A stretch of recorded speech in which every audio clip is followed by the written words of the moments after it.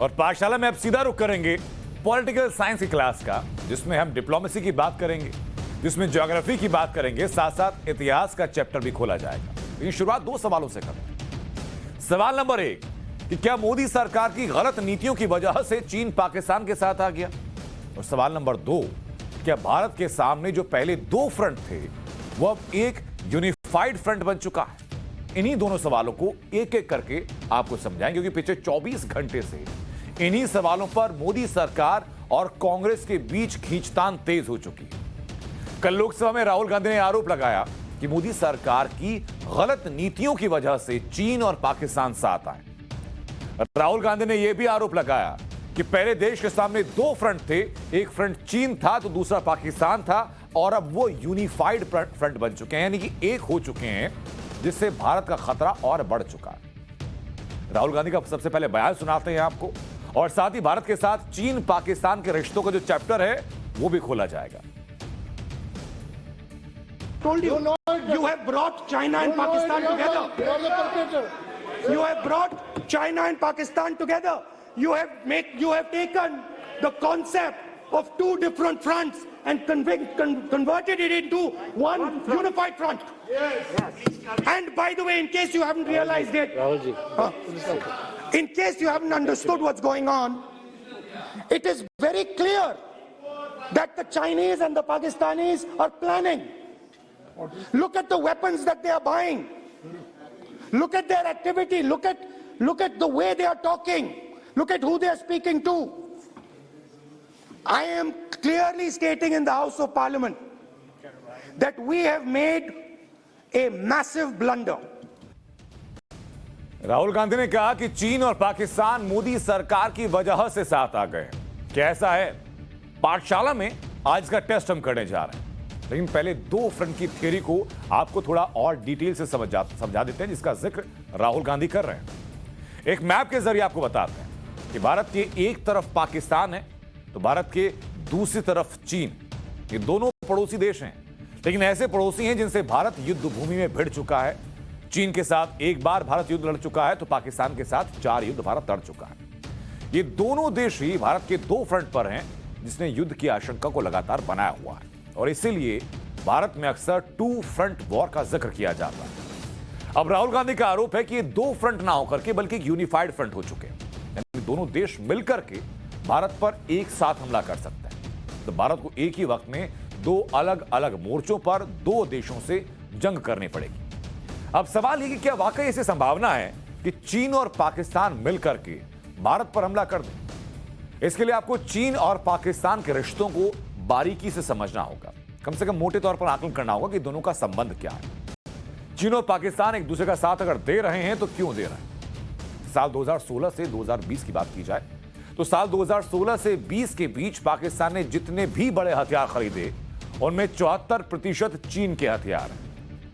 हाल ही में पाकिस्तान ने चीन से हौज़र तोप खरीदी। दिसंबर 2020 में चीन और पाकिस्तान की सेना पाकिस्तान में भारत की सीमा के पास संयुक्त युद्धाभ्यास भी कर चुकी है। साथ ही चीन ने पाकिस्तान को अपना सबसे बड़ा और सबसे एडवांस वॉरशिप भी दी। 2020 में एक रिपोर्ट से खुलासा हुआ था कि चीन पाकिस्तान के ग्वादर पोर्ट पर एक सीक्रेट मिलिट्री बेस बना रहा है। तालिबान के मुद्दे पर पाकिस्तान और चीन एक सुर में बात करते हैं, वो सबके सामने रहा। उइगर मुसलमानों पर हुए अत्याचार पर पाकिस्तान हमेशा खामोश रहता है। इसके बदले में चीन अंतर्राष्ट्रीय मंच पर आतंकवाद को लेकर के पाकिस्तान का हमेशा बचाव करता है। हाल ही के उदाहरण लीजिए तो हांगकांग के मुद्दे पर भी पाकिस्तान यूएन में चीन का साथ दे चुका है, और सीपीईसी यानी चाइना पाकिस्तान इकोनॉमिक कॉरिडोर की वजह से चीन पाकिस्तान को लगातार आर्थिक मदद भी दे रहा है। तो चीन पाकिस्तान की खूब पट रही है, यह बात बिल्कुल सही है, इसमें कुछ गलत नहीं। लेकिन क्या ऐसा मोदी सरकार के आने के बाद हुआ? क्या इससे पहले चीन और पाकिस्तान दुश्मन थे या अच्छे दोस्त नहीं थे? ये जानने के लिए इतिहास के कुछ पन्नों को खंगालना पड़ेगा, और इतिहास के इस चैप्टर में आपको उन्हीं तमाम चीजों की हम जानकारी देने वाले हैं। चीन और पाकिस्तान के रिश्तों का चैप्टर 1950 में पहली बार खुलता है। 4 जनवरी 1950 ये वो तारीख जब पाकिस्तान ने चीन को मान्यता दी, और उस वक्त में ऐसा करने वाला पाकिस्तान विश्व में तीसरा देश था। 21 मई 1951 को पाकिस्तान के चीन के साथ कूटनीतिक संबंध स्थापित हुए। मेजर जनरल आगा मोहम्मद रजा को पाकिस्तान में बीजिंग में अपना राजदूत तैनात किया। इस संबंधों की शुरुआत होती है। चीन और पाकिस्तान के रिश्ते मजबूत होते गए। हालांकि संयुक्त राष्ट्र में पाकिस्तान ने तब चीन के कई प्रस्ताव का विरोध किया, लेकिन साल 1961 में यह तस्वीर पूरी तरह बदल गई। 1961 में क्या हुआ यह भी समझिए जरा। साल 1961 में पाकिस्तान ने चीन के एक प्रस्ताव का यूएन में समर्थन किया और उसके बाद से चीन और पाकिस्तान के रिश्ते और मजबूत होते गए। 1962 में चीन ने भारत के साथ युद्ध छेड़ा। उसके बाद से भारत से दुश्मनी ही चीन और पाकिस्तान की दोस्ती की वजह बन चुका है। हमारे यहां एक आम कहावत प्रचलित है कि दुश्मन का दुश्मन अपना दोस्त होता है। वैसा ही हाल है चीन और पाकिस्तान के बीच में, जो कि उनके मजबूत होते संबंधों की एक अहम और सबसे मजबूत कड़ी है। चीन और पाकिस्तान के रिश्ते साल 1986 में और मजबूत हुए।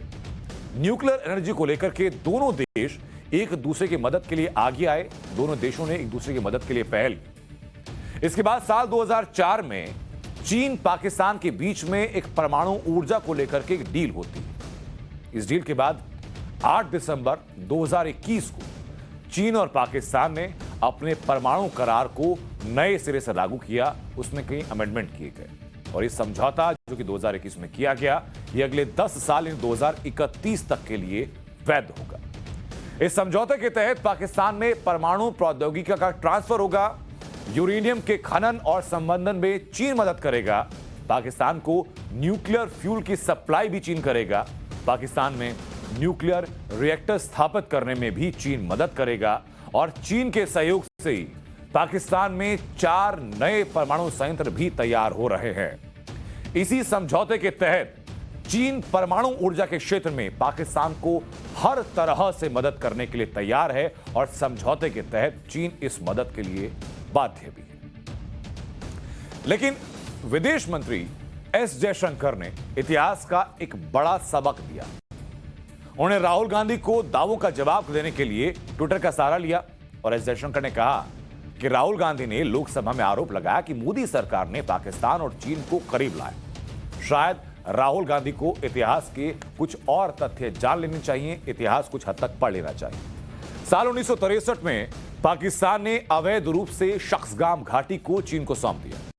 चीन ने 1970 के दशक में पाक ऑक्यूपाइड कश्मीर यानी पीओके के रास्ते से काराकोरम हाईवे का निर्माण शुरू कर दिया।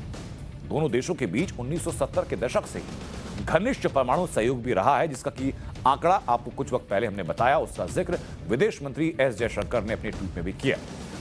2013 में चीन पाकिस्तान आर्थिक गलियारा शुरू हुआ यानी सीपीईसी शुरू हुआ। तो आप आत्ममंथन करें कि क्या चीन और पाकिस्तान तब दूर थे। यह ट्वीट किया विदेश मंत्री एस जयशंकर ने राहुल गांधी के उस आरोप के बाद, जो कि राहुल गांधी ने लोकसभा के अंदर मौजूदा मोदी सरकार पर लगाया था। राहुल गांधी ने संसद में चीन और पाकिस्तान को लेकर के जो बयान दिया, उस बयान की हवा कांग्रेस के ही नेता और पूर्व विदेश मंत्री रहे नटवर सिंह ने निकाल दी। नटवर सिंह ने कहा कि चीन और पाकिस्तान तो नेहरू के समय से एक दूसरे के करीब आ चुके थे। No, I'm surprised that nobody from the government side got up to remind Shri Rahul Gandhi that what he has said is not completely accurate, because China and Pakistan have been close allies since the 60s. It started in his great-grandfather's time. His great-grandfather took the Kashmir issue to the United Nations and it is still there. His great-grandfather put so much faith in China that we were not prepared when the Chinese attacked us. तो वहीं लोकसभा में राहुल गांधी ने किसानों और बेरोजगारों से लेकर के चीन और पाकिस्तान के मुद्दे पर मोदी सरकार को घेरा है और जमकर हमला बोला। लेकिन राहुल गांधी ने जो जो हमले किए उसका एक एक करके आगे जवाब भी दिया जा रहा है। मोदी सरकार को लेकर के जो राहुल गांधी ने कहा उसके ऊपर बाकी प्रतिक्रियाएं तो आपने सुनी है, लेकिन इसका पॉइंट टू पॉइंट जवाब दिया इस वक्त की वित्त मंत्री निर्मला सीतारमण ने। टाइम्स और नवभारत की एडिटर इन चीफ रामिका कुमार ने उनसे खास बातचीत की। उसी बातचीत का एक अंश आपको सुनवाते हैं। if this is the kind of thing even the opposition is playing up by saying one India, two India, it is the two India that they have created that we are trying to bring together as one India. Make all Indians feel that they are part of this developmental, raftar, as they say. So the two India can be a good thing for the opposition to speak about, but they left the two India, which we are now trying to bring all together by giving every kind of facility, bank accounts, DBT, payment to the farmers, even the house which is getting constructed, money for building your own houses, houses without toilets. Which Prime Minister will ever speak about it in the Independence Day Red Fort Bhashan? Prime Minister Modi did it. It's all right for somebody to stand today and say, two Indias you created. You created an India where poor people couldn't even have a toilet. So, Navika, we are working for everybody. Rahul Gandhi की बातों को आपने शायद दिल पे ले लिया है। राहुल गांधी ने कहा कि आप दो भारत बना रहे हैं और उन्होंने कुछ आंकड़े भी दिए। आंकड़े दिए कि आपने शायद 23 करोड़ भारतीय लोगों को पॉवर्टी लाइन के नीचे कर दिया, गरीबी रेखा से नीचे कर दिया, जबकि कांग्रेस पार्टी ने अपने 10 सालों में उनको कम से कम 27 करोड़ लोगों को पॉवर्टी लाइन से ऊपर किया था। राहुल गांधी के ये आंकड़े, इन पर आप क्या कहेंगे? नहीं, पहला मैं आपके प्रश्न के शुरुआत में आपने ये बोला कि आपने दिल पे ले लिया। पार्लियामेंट में एक वरिष्ठ पार्टी के लीडर, उनके अपने अध्ययन करते हैं कि नहीं करते हैं मुझे मालूम नहीं है, आकर वो एक बात बोल रहा है तो उसका तो मैं सीरियसली लेकर जवाब देना मेरा दायित्व है, मैं उसको सीरियसली लूंगी। मगर ये भी नहीं होना चाहिए पार्लियामेंट में आप जो भी मन में आता है बोल दो और चले जाओ, और जब बारी आती है जवाब सुनने के लिए तब बैठकर क्षमता के साथ सुनना चाहिए। मगर कांग्रेस के आजकल की आदत ये हो गया है कि जब हम पेशेंस के साथ सुनते हैं उनके बातों को और पॉइंट बाय पॉइंट जवाब देने के लिए खड़े होते हैं, वो बैठते नहीं, चले जाते हैं, शायद विदेश भी चले जाते हैं। इसीलिए मैं इस मौका छोड़ने वाली नहीं हूं। जब आप प्रश्न पूछते हैं उसको सीरियसली लेकर के जवाब दूंगी। तो राहुल गांधी की गरीबी वाले नंबर पर आप क्या कहेंगी, क्या जवाब देंगी राहुल गांधी को जब वो कहते हैं कि आपने 23 करोड़ लोगों को गरीबी रेखा के नीचे कर दिया जबकि उन्होंने 27 करोड़ लोगों को गरीबी से ऊपर उठाया था? मैं पहला राहुल गांधी से ये पूछना चाहती हूँ कि गरीबी के डेफिनेशन इनका पता नहीं क्या है। जो गरीब उनके घर में बिजली तक नहीं था, जो घर उनको मिलना था वो नहीं मिला, और जो घर उनका गांव में सड़क का सुविधा तक नहीं था, और जो घर जिसमें आप जैसे मेरे जैसे महिला बैठे हैं और उनको कम से कम कुकिंग गैस नहीं मिलता, रसोई गैस नहीं तक मिलता, और इन सब को बिना भेदभाव सबको पहुंचाया पिछले 4-7 साल में, और अभी भी उसका नंबर बढ़ा रहे हैं, जो कि अगर कोई छूट गए तो उनको भी वो पहुंचाएंगे। ये सब गरीब को पहुंच रहे हैं कि अमीर को पहुंच रहे हैं? इसीलिए जब राहुल गांधी जी बात करते हैं ये भी जवाब दें क्यों जब 2014 में नया हमारी सरकार आया इतनी सारे लोग के घर कम से कम पेशाब करने के लिए या महिला को शौचालय तक नहीं था। ये गरीबी या अमीर का लक्षण है। सो राहुल गांधी का गरीब मतलब कौन?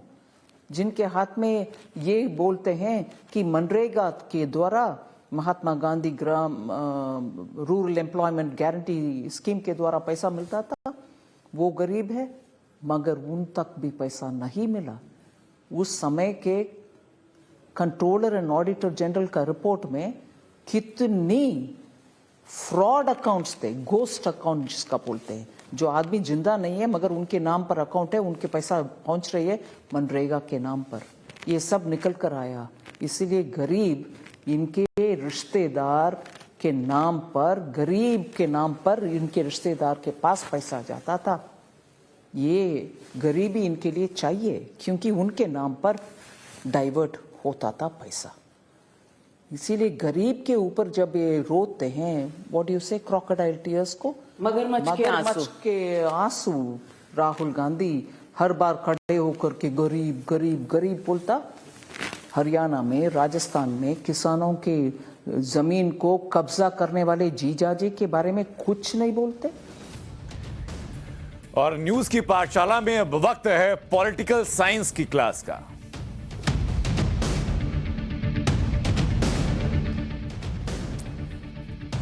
तो पॉलिटिकल साइंस की क्लास में अब योगी सरकार के 5 साल का रिपोर्ट कार्ड का चैप्टर हम खोलते हैं। आज उत्तर प्रदेश के मुख्यमंत्री योगी आदित्यनाथ ने अपनी सरकार के 5 साल का लेखा जोखा जनता के सामने रखा। सीएम योगी ने लखनऊ में अपनी सरकार का रिपोर्ट कार्ड पेश किया। सीएम योगी ने 5 सालों के दौरान प्रदेश में हुए कामकाज गिनाए और पिछली सरकारों के मुकाबले अपनी सरकार में विकास के सभी काम जो हुए उनका ब्यौरा दिया। तो चलिए आपको दिखाते हैं कि योगी सरकार के रिपोर्ट कार्ड की हाइलाइट्स क्या हैं, किस क्षेत्र में सरकार ने क्या करने का दावा किया। उससे पहले बात कोरोना प्रबंधन की करते हैं। तो योगी सरकार के रिपोर्ट कार्ड में कहा गया कि सबसे ज्यादा कोविड टेस्ट उत्तर प्रदेश में किए गए। राज्य में 551 से ज्यादा ऑक्सीजन प्लांट स्थापित किए गए। योगी सरकार ने अपने रिपोर्ट कार्ड में प्रदेश के किसानों की बेहतरी के लिए भी उठाए गए कदमों का जिक्र किया। रिपोर्ट कार्ड के मुताबिक सरकार के 5 साल के दौरान एक भी चीनी मिल बंद नहीं हुई। 1.57 लाख करोड़ गन्ना किसानों को भुगतान किया गया। रिपोर्ट कार्ड के तीसरे पार्ट में बात करते हैं योगी सरकार के दौरान हुए बुनियादी सुविधाओं के विकास की। इस मोर्चे पर सरकार ने अपना रिपोर्ट कार्ड पेश करते हुए कामों की लंबी लिस्ट सामने रखी। रिपोर्ट कार्ड के मुताबिक प्रदेश में 2 करोड़ से ज्यादा रसोई गैस सिलेंडर दिए गए। 45 लाख गरीबों को मकान देने में सरकार सफल रही। 2.61 लाख गरीबों के घरों में शौचालय बनाए गए। 33 नए मेडिकल कॉलेज प्रदेश में बनाए गए। 17 नए मेडिकल कॉलेज का काम भी शुरू हो चुका है। 2 एम्स के निर्माण का काम योगी सरकार में उत्तर प्रदेश में पूरा हुआ। 9 करोड़ लोगों को हेल्थ इंश्योरेंस का कवर दिया गया। 900 से ज्यादा नए ब्रिज बनाए गए। उत्तर प्रदेश 5 इंटरनेशनल एयरपोर्ट वाला पहला राज्य बन चुका है। 5 सालों में 5 शहरों को मेट्रो से जोड़ा गया। स्मार्ट सिटी मिशन के काम के मामले में प्रदेश पहले नंबर पर है। 25 करोड़ की बड़ी आबादी को बिजली सप्लाई की जा रही है। 8200 मेगावाट से ज्यादा बिजली का उत्पादन प्रदेश के अंदर हो रहा है। यह रिपोर्ट कार्ड पेश करते हुए सीएम योगी ने कहा कि जो पिछले कई सालों में प्रदेश में नहीं हुआ, वो डबल इंजन की सरकार ने 5 सालों के दौरान कर दिखाया। यह तो हुआ सरकारी आंकड़ा, यानी कि योगी आदित्यनाथ की तरफ से दिया हुआ आधिकारिक आंकड़ा। अब दिखाते हैं आपको कि अर्थव्यवस्था के मोर्चे पर योगी सरकार का रिपोर्ट कार्ड कैसा रहा है। अर्थव्यवस्था को बढ़ावा देने के लिए योगी सरकार ने 5 साल में क्या क्या काम किए हैं, उसकी एक छोटी सी बानगी आंकड़ों के जरिए हम आपको दिखा देते हैं, क्योंकि नंबर जो हैं वो लोगों को ज्यादा याद रहते हैं। आप नंबर गेम से समझिएगा योगी सरकार ने क्या काम किया है और क्या काम छूटा है। सबसे पहले आप बात कीजिए उत्तर प्रदेश की इकोनॉमी। जो इकोनॉमी है, यानी जो प्रदेश की अर्थव्यवस्था है, प्रदेश की जो अर्थव्यवस्था है, एक बड़ा प्रदेश है, प्रदेश की अर्थव्यवस्था जो है वो देश में दूसरे नंबर पर है। ये अभी तक का आंकड़ा निकल कर सामने आया। प्रति व्यक्ति आय की बात कीजिए, क्योंकि ये वो पैमाने हैं जिस पैमाने के आधार पर किसी भी प्रदेश की या किसी भी देश की प्रगति को आप आसानी से माप सकते हैं। पहली बात आप देख लीजिए कि उस रीजन में अर्थव्यवस्था पर कौन सा नंबर है। उसके बाद बात आती है कि प्रदेश में रहने वाले हर व्यक्ति की आय क्या है। तो दूसरा पैमाना जो हमने रखा अपनी रिपोर्ट में, वो रखा प्रति व्यक्ति आय, क्योंकि यही वो पैमाना है जो आपको और हमको सीधा प्रभावित करता है कि भाई जेब में पैसा कितना आ रहा है। अब प्रति व्यक्ति आय में बढ़ावा हुआ या घटी, ये आपको बता देते हैं। प्रति व्यक्ति आय जो है वो बढ़कर के सालाना स्तर पर 94,000 पहुंच चुकी है, यानी लगभग 8,000 रुपए प्रति माह प्रति व्यक्ति ये पहुंच चुकी है। अब वार्षिक बजट की बात करते हैं कि बजट कितना है। उत्तर प्रदेश का वार्षिक बजट कितना है, यानी सरकार कितना पैसा रखती है अपनी जनता पर खर्च करने के लिए, ये आप देख लीजिए, जो वार्षिक बजट है वो है भारी भरकम बजट है 6 लाख करोड़ का। अब इसमें से किस किस मद में क्या क्या खर्च हो रहा है ये भी और अभी आपको देंगे, लेकिन जानना यह जरूरी है कि निवेश के लिए कितने एमओयू साइन हुए हैं, यानी कि प्रदेश में अगर निवेश बढ़ेगा तो प्रदेश की अर्थव्यवस्था और ज्यादा बेहतर होगी। जो एमओयू यानी मेमोरेंडम ऑफ अंडरस्टैंडिंग, यानी आमतौर पर देखिए कि जो निवेशक प्रदेश में आए उन्होंने कितने रुपए का कॉन्ट्रैक्ट साइन किया है। तो जो निवेश है आप देखिए, निवेश है 4,68,000 करोड़ रुपए का, यानी अब देखिए 6 लाख करोड़ का तो कुल बजट है आपके प्रदेश का, लेकिन निवेश चूंकि बढ़ रहा है तो 4,68,000 करोड़ का उत्तर प्रदेश में निवेश के लिए कॉन्ट्रैक्ट साइन कर लिए गए। इसके अलावा कुछ और पैमाने भी हैं, वो पैमाने आपको बताऊं मैं, ये आंकड़े आप याद कर लीजिए, इसके बाद हम लोग आगे बढ़ेंगे। पैमाना आप देखिए कि जो एमएसएमई हैं, यानी जो स्मॉल स्केल इंडस्ट्रीज हैं, उनके लिए क्या किया जा रहा है, ये भी अपने आप में एक बड़ा पैमाना है। एमएसएमई को बढ़ावा देने के लिए 2.17 लाख करोड़ रुपए,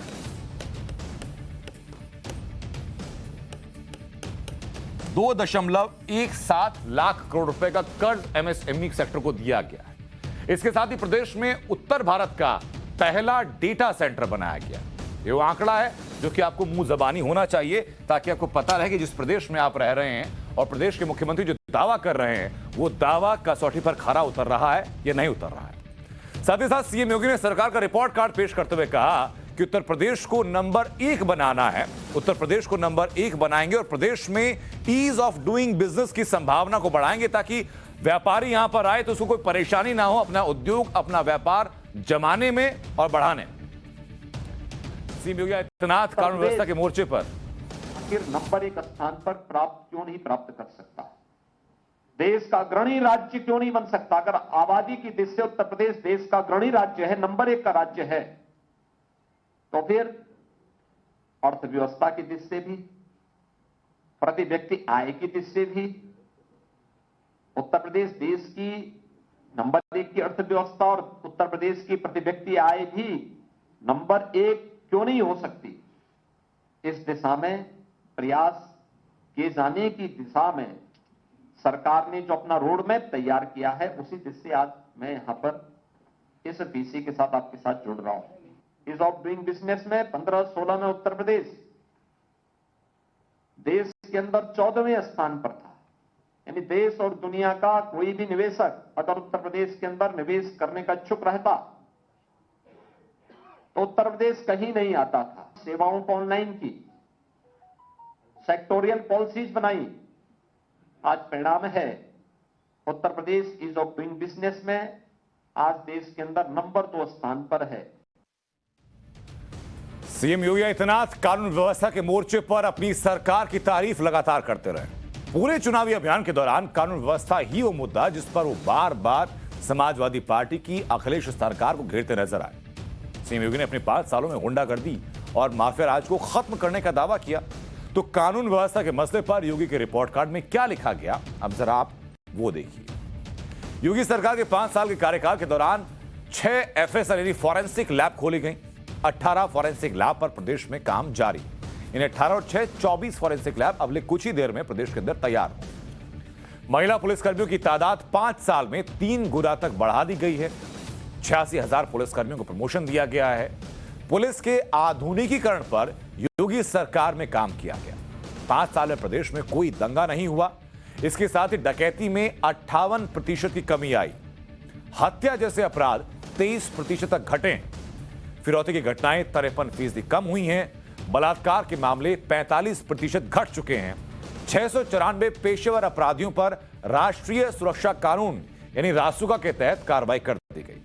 गुंडे माफियाओं की 2040 करोड़ की प्रॉपर्टी ध्वस्त कर दी गई। बेटियों की सुरक्षा के लिए पॉक्सो एक्ट के तहत 218 फास्ट ट्रैक कोर्ट बनाए गए। ये वो दावा है जो कि योगी सरकार ने अपना रिपोर्ट कार्ड पेश करते हुए सामने रखा है। इस उत्तर प्रदेश में पुलिस रिफॉर्म के बाद एक सपना था। लगभग 1.5 लाख पुलिस की भर्ती सफलतापूर्वक उत्तर प्रदेश के अंदर इस दौरान हुई। पारदर्शी तरीके से हुई। पुलिस के आधुनिकीकरण की दिशा में प्रयास किए। पुलिस वेल इक्विप्ड हो, तकनीक से भरपूर हो और हम उसे अत्याधुनिक सुविधाओं से युक्त कर सकें। सिविल पुलिस का सबसे बड़ा बल है, इसमें महिला पुलिस कार्मिक मात्र 10 यानी जितने थी आज उसके ठीक 3 गुना है। 5 वर्ष में कोई दंगा नहीं हुआ, कोई आतंकी घटना नहीं घटित हुई और उत्तर प्रदेश पहला राज्य है जिसने नई सूचना तकनीक का उपयोग करते हुए ई प्रोसिक्यूशन में सर्वाधिक कार्रवाई करते हुए देश के अंदर अग्रणी स्थान प्राप्त किया है। डकैती के मामलों में लगभग 58%, लूट के मामले में 64%, हत्या के मामले में 23%, फिरौती हेतु अपहरण इसके मामले में 53%, दहेज मृत्यु में 8% और बलात्कार के मामलों में 43% कमी देखने को मिली है। और अब आपको समझाते हैं कि सीएम योगी के रिपोर्ट कार्ड के दावों में और हकीकत में कितना अंतर है। क्या वाकई ऐसा है कि सीएम योगी ने जो रिपोर्ट कार्ड पेश किया, जो आंकड़े बताए, जमीन पर हालात ठीक वैसे ही हैं? ये आपको आंकड़ों के जरिए हम बहुत आसानी से समझा देते हैं कि सरकार के दावों में और जमीनी हकीकत में कितना अंतर है। ये एक एक करके आपको हम समझाते चलते हैं। हमने पड़ताल की इस बात की कि सीएम योगी ने अपने रिपोर्ट कार्ड में बताया कि 5 साल के दौरान अब तक के जो गुंडे माफियाओं की जो संपत्ति जब्त की गई, जो ध्वस्त की गई, वो 2040 करोड़ की है। मैं एक एक करके लिखता जाता हूं। ये देखिए कि माफिया की संपत्ति जो ध्वस्त की गई उसमें सरकारी आंकड़ा क्या है और उसमें जो हकीकत का आंकड़ा है, जो हमारा आंकड़ा है, वो क्या है, ये आपको एक एक करके हम बताते जाते हैं। माफिया की संपत्ति के बारे में अभी योगी सरकार ने जो आंकड़ा दिया है, उस आंकड़े के मुताबिक आपको बता दें कि अब तक 2040 करोड़ की, यानी कि 2.46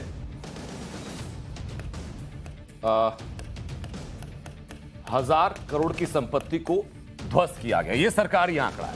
लेकिन इसके अलावा बता दें कि जबकि सितंबर 2021 के आंकड़े के मुताबिक जो कहता है वो 2281 माफिया जो गिरफ्तारी है, वो भी आपको बता देते हैं। गिरफ्तारी कहती है कि 2281 माफिया जो है वो गिरफ्तार हुए। इसके अलावा और क्या आंकड़ा है आपको बताते हैं। गैंगस्टर एक्ट के तहत 1900 करोड़ रुपए की जो संपत्ति है वो जब्त की गई है। 1900 करोड़ की संपत्ति जो है वो जब्त की गई है गैंगस्टर एक्ट के तहत। ये सरकारी आंकड़ा है। योगी सरकार के रिपोर्ट कार्ड के मुताबिक जो रेप की घटनाएं हैं, रेप की घटनाओं में 45% की कमी आई है। रेप की जो घटनाएं हैं वो 45% की उनमें कमी आई है, ये योगी सरकार कहती है। जबकि 2020 के आंकड़े के मुताबिक रेप की घटनाएं 43% घटी, यानी 2% का यहां पर अंतर है। अंतर नगण्य है, लेकिन इसमें आप बहुत बड़ा अंतर नहीं। किडनैपिंग की बात कीजिए, किडनैपिंग और फिरौती की जो घटनाएं हैं वो 53% घटने का दावा किया गया, जबकि 2020 के जो आंकड़े हैं वो कहते हैं कि 1% कम, यानी 52% ये मामले कम। योगी ने अपने रिपोर्ट कार्ड में दावा किया कि 5 साल के दौरान हत्या की घटनाओं में कमी आई और ये 23% तक पहुंची, जबकि 2020 तक के आंकड़े कहते हैं कि उनका दावा एकदम ठीक है। तो ये आपको योगी सरकार के अभी तक के आंकड़े दिखाए। लेकिन इसी मुद्दे पर हमने और उनसे बातचीत की और रात ठीक 8 बजे आप देखिएगा मुख्यमंत्री योगी आदित्यनाथ का एक एक्सक्लूसिव इंटरव्यू, जिसमें कि वो हर उस सवाल का जवाब देंगे जो कि आपके जहन में। उसके अलावा अब आपको बता दें कि कल योगी आदित्यनाथ जो हैं वो अपना नामांकन भी भरने वाले हैं और गोरखपुर से नामांकन करेंगे, वहां की तस्वीरें भी आपको दिखाएंगे। लेकिन अब पाठशाला में वक्त हो चुका है टेक्नोलॉजी की क्लास का।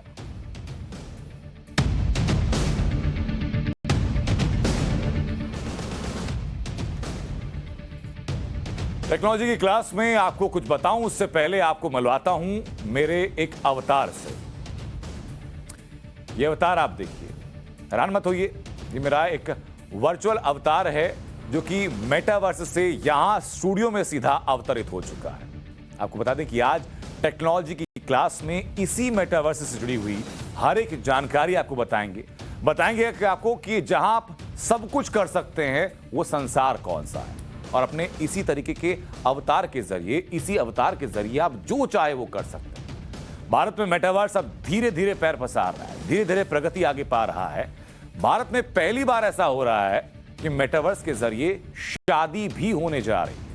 अब मेटावर्स के बारे में आपको हम डिटेल्स से कुछ समझाने की कोशिश करेंगे, और तब तक मेरा अवतार बीच बीच में आपको ऐसे ही लगातार दिखाई पड़ता रहेगा। सबसे अहम बात कि भारत में एक शादी होने जा रही है मेटावर्स के सहारे, जिसमें दुल्हा ना होगा, ना ही दुल्हन होगी, ना मेहमान होंगे, ना खाना होगा। आप कह सकते हैं कि भाई ये कैसी शादी है? ये एक वर्चुअल शादी है दरअसल, जो कि मेटावर्स की दुनिया की शादी है, जिसमें कि सब कुछ होकर भी कुछ नहीं होगा और नहीं होकर भी सब कुछ होगा। पहले बताता हूं आपको कि मेटावर्स शादी कहां होने वाली है। दिनेश एसपी और जगनानंदिनी 6 फरवरी को तमिलनाडु के कृष्णागिरी जिले में अपने गांव शिवलिंगपुरम में शादी करने वाले हैं। उसके बाद मेटावर्स पर शादी का रिसेप्शन देंगे। इसके लिए दिनेश एसपी ने एक इन्विटेशन वीडियो भी सोशल मीडिया पर पोस्ट कर दिया। ये देश की पहली मेटावर्स शादी होगी। रिसेप्शन की थीम दिनेश ने हैरी पॉटर रखी है। मेटावर्स पर शादी का ख्याल दिनेश को कोरोना के चलते आया। कोरोना के दौर में ज्यादा मेहमान आ नहीं सकते, संक्रमण का खतरा है। ऐसे में वर्चुअल रिसेप्शन में जिसे चाहे गेस्ट बना करके उसको बुलाया जा सकता है। दरअसल दिनेश जो हैं वो मद्रास आईआईटी में प्रोजेक्ट एसोसिएट हैं। दिनेश क्रिप्टो करेंसी के लिए माइनिंग भी करते हैं, और उनकी दुल्हन जगदानंदिनी सॉफ्टवेयर डेवलपर हैं। दोनों की पहली मुलाकात इंस्टाग्राम पर हुई थी। कोरोना के चलते ज्यादा मेहमान बुला नहीं सकते थे, और इसीलिए मेटावर्स पर रिसेप्शन का आइडिया दिनेश को आया। इस रिसेप्शन में दिनेश और नंदिनी एक ट्रेडिशनल ड्रेस में होंगे और मेहमान हैरी पॉटर की थीम वाली ड्रेस में होंगे। इस समारोह में दुल्हन नंदिनी के पिता भी शामिल होंगे, जो इस दुनिया में नहीं है। नंदिनी के पिता का अवतार बनाया गया है। दिनेश और नंदिनी ने मेटावर्स पर रिसेप्शन के लिए एक इन्विटेशन वीडियो भी जारी किया है।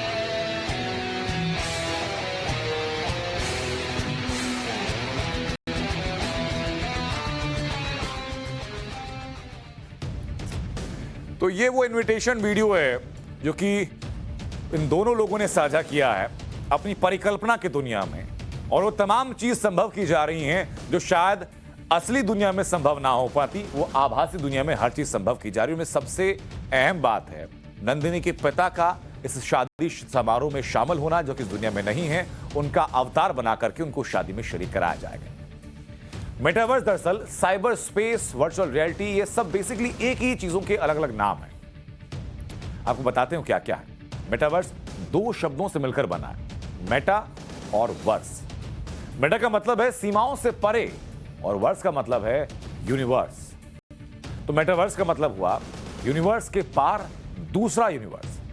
मेटावर्स मतलब आर्टिफिशियल तरीके से बनाई गई एक आभासी दुनिया। मेटावर्स एक वर्चुअल या आभासी दुनिया है, यानी डिजिटल वर्ल्ड में वास्तविकता से मिलती जुलती एक दुनिया। इसमें वर्चुअल रियलिटी का इस्तेमाल किया जाता है।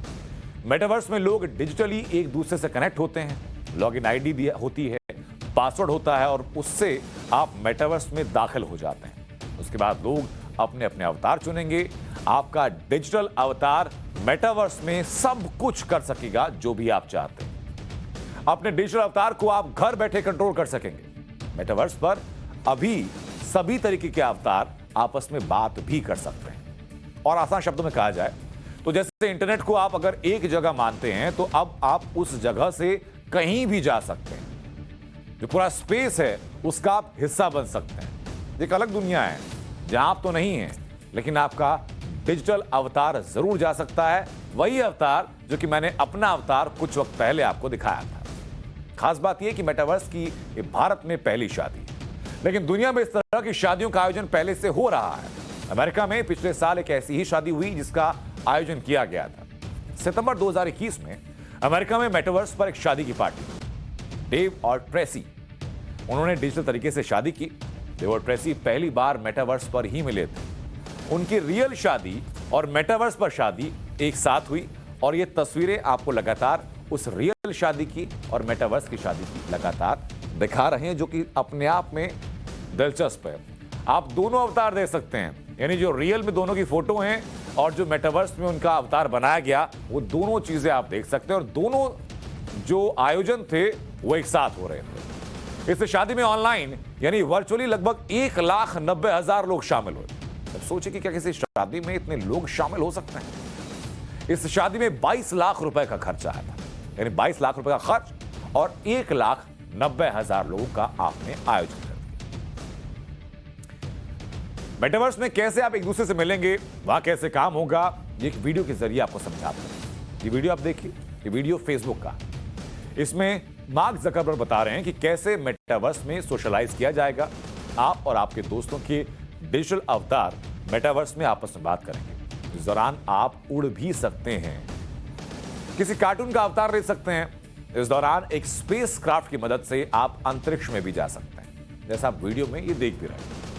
ये मेटावर्स की खासियत है कि आप जो चाहे कर सकते हैं, यानी मानसिक, यानी कि एक इंसान के मन में जितनी परिकल्पनाएं हो सकती हैं, जितनी आकांक्षाएं हो सकती हैं, इच्छाएं हो सकती हैं कुछ करने की, कुछ महसूस करने की, कहीं जाने की, वो सब चीजें आप अपने अवतार के जरिए मेटावर्स की दुनिया में कर सकते हैं।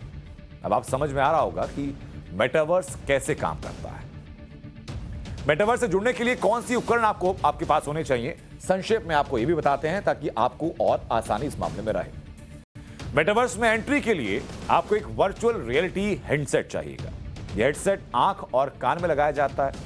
यह हेडसेट लगा करके आप वर्चुअल वर्ल्ड में पहुंच जाएंगे। खास तरह के ग्लव्स की जरूरत हो। ग्लव्स की मदद से ये वर्चुअल वर्ल्ड में टच महसूस कर सकेंगे। VR यानी वर्चुअल रियलिटी हेडसेट्स भारत में लगभग 45,000 रुपए के उपलब्ध हैं। मेटावर्स पर शादी या रिसेप्शन या कोई भी कार्यक्रम आयोजित करने के लिए आपको होस्ट भी चाहिए, जैसे दिनेश और जगदानंदिनी की शादी का रिसेप्शन पॉलीगॉन ब्लॉकचेन और टाइडीवर्स मेटावर्स स्टार्टअप, ये दोनों होस्ट करने जा रहे हैं। अब बताते हैं आपको कि मेटावर्स शब्द आया कहां से है। ये जानिए आप। 1992 में मेटावर्स शब्द का प्रयोग पहली बार हुआ। Science fiction book snow crash में इस शब्द का इस्तेमाल किया गया। यह किताब नील स्टेफन्स ने लिखी थी। 2003 में फिर मेटावर्स चर्चा में आया। सेकंड लाइफ गेम में मेटावर्स का प्रयोग किया गया। इस गेम में आप कंप्यूटर के अंदर एक अलग जिंदगी बना सकते थे, वर्चुअल रियलिटी के जरिए गेम खेल सकते थे। मेटावर्स का अभी शुरुआती दौर चल रहा है। अभी ये टेक्नोलॉजी ग्रो कर रही है, यानी टेक्नोलॉजी धीरे धीरे अपने आप को इंप्रूव कर रही है, टेक्नोलॉजी बढ़ रही है। दुनिया में भी मेटावर्स के फील्ड में गिनी चुनी कंपनियां ही हैं जो कि काम कर रही हैं, जिनमें कि फेसबुक है, एप्पल है, गूगल है, माइक्रोसॉफ्ट है और एपिक गेम्स है। मेटावर्स यानी वर्चुअल दुनिया में शादियां हो रही हैं, वो भी तब जब ये तकनीकी शुरुआती स्टेज में है। लेकिन जब मेटावर्स और एडवांस हो जाएगा तो इसके जरिए और क्या क्या हो सकता है, यह आपको हम बताते हैं, जिसकी आप परिकल्पना कर सकते हैं। इसके जरिए ऑफिस की मीटिंग्स हो सकती हैं, ऑनलाइन एजुकेशन हो सकती हैं। मेटावर्स में आप मृत लोगों से भी मिल सकते हैं। आप इतिहास की घटनाओं को लाइव देख सकते हैं। मेटावर्स में महात्मा गांधी का भी अवतार बन सकता है। आप वर्चुअल वर्ल्ड के स्पेस में जा सकते हैं। आप रोबोट का अवतार ले सकते हैं। आप लीग में जा सकते हैं।